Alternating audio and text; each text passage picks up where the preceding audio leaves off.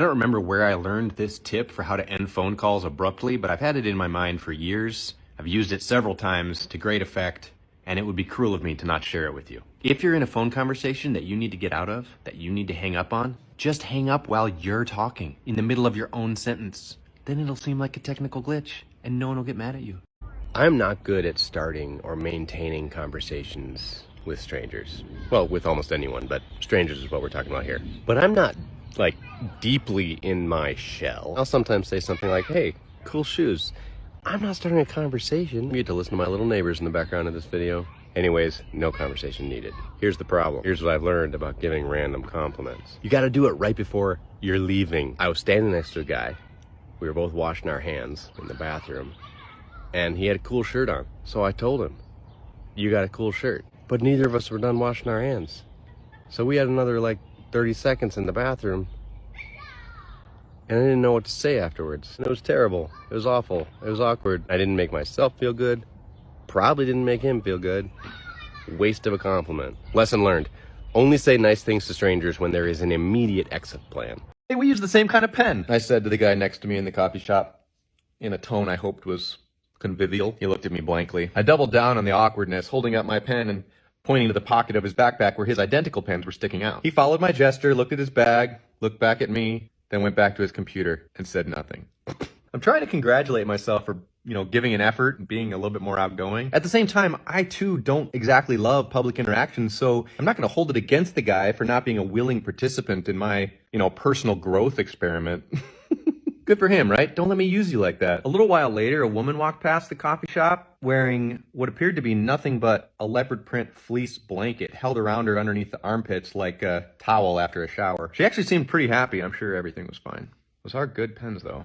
Remember in Billy Madison when Adam Sandler pretends to wet himself so that his little friend who actually wet himself wouldn't be so embarrassed? Well, I read about another, empathy hack this morning that gives off the same vibe but is much more practical, applicable in way more situations, and doesn't require any sodden nether regions. When journalist and semi-renowned wit Franklin P. Adams was at a party one time, his friend's wife sat down on a cane chair and fell through the seat. So there she was, butt stuck in the frame, legs splayed out in front of her. Before the awkward silence could take over the room, Adams broke the tension by saying, "I've told you 100 times that's not funny." Immediately, she went from being a hapless guest to being a bold, if absurd, comedian. And honestly, which would you rather be?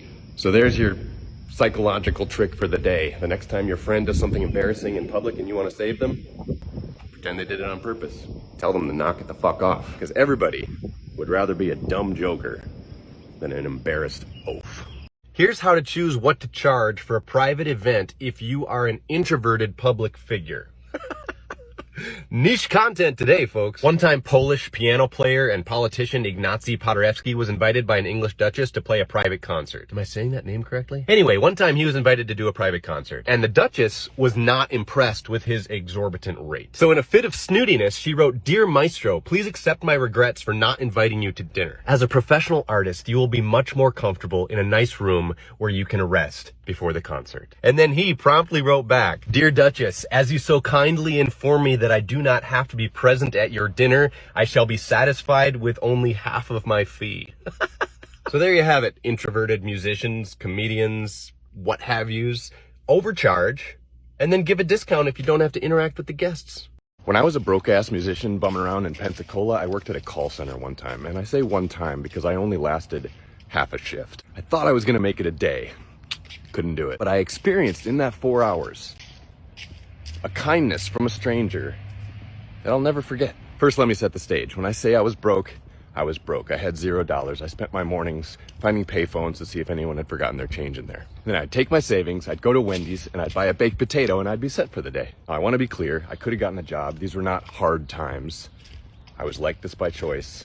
But at the same time, an absence of money equals an absence of food, and an absence of food needs to be resolved. And that's why at one point I was like, well, why don't I take a temp job, even though it's the opposite of my personality, and see if I can do cold call sales. The first 2 hours were a cinch because it was just training. I loved that. Sit and listen like I'm in school, no problem. And then they sent us out to the floor, and I had to start making calls, reading the script, and start hitting those numbers straight out of the gate.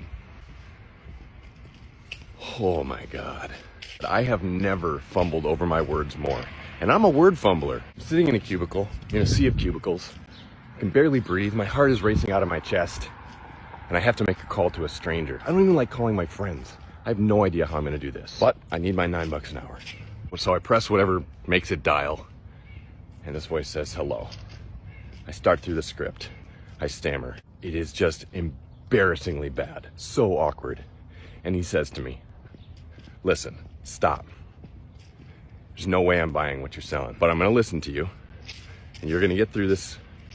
It's gonna be fine. And he proceeded to sit on the phone and listen to me while I did the worst reading anybody has ever performed in the history of oration.